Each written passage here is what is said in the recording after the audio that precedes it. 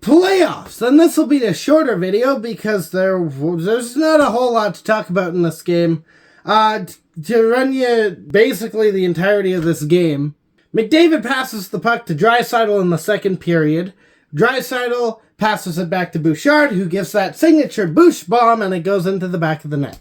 As far as goals are concerned, that's it. The Kings had more shots than the Oilers, with 33-13. 20 more shots. So if you were to look at this game on paper, without seeing the goal total, you'd think LA would have won. No, it's not what happened. It's very much not what happened.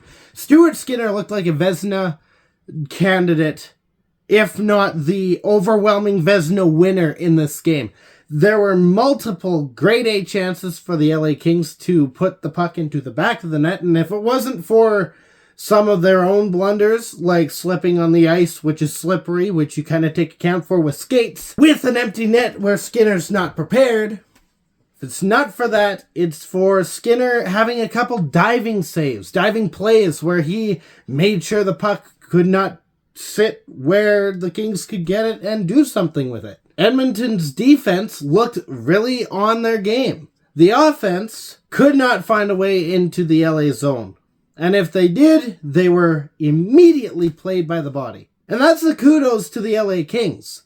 They're able to do that. They're able to do that really well and make sure that the Oilers can't enter the zone, doing whatever they have to at all. Like, Draisaitl got a breakaway. That's about the only breakaway I can think of in this game. I think that was it for the Oilers.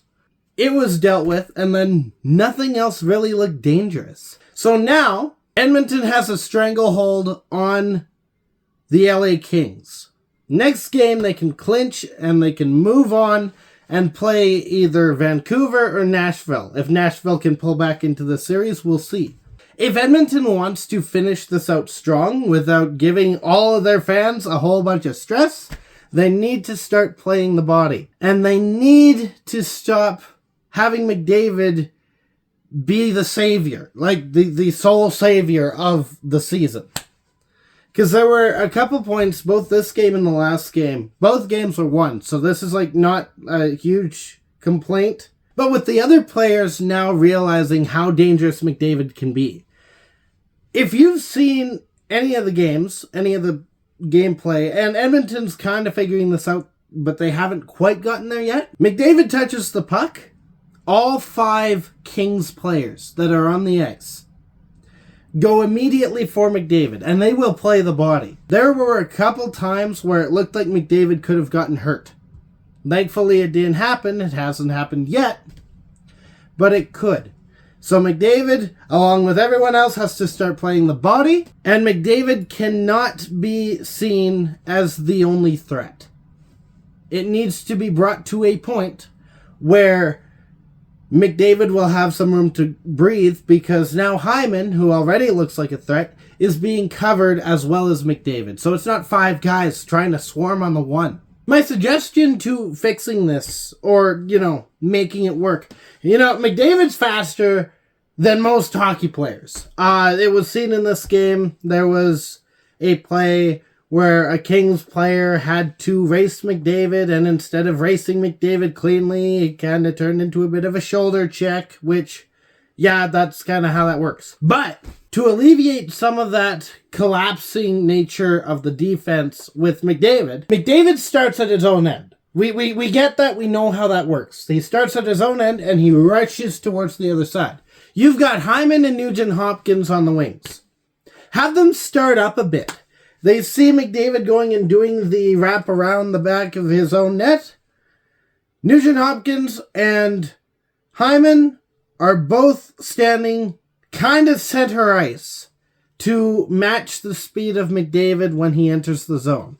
Now you've got a 3-man rush where it's not just relying on McDavid's speed and skill.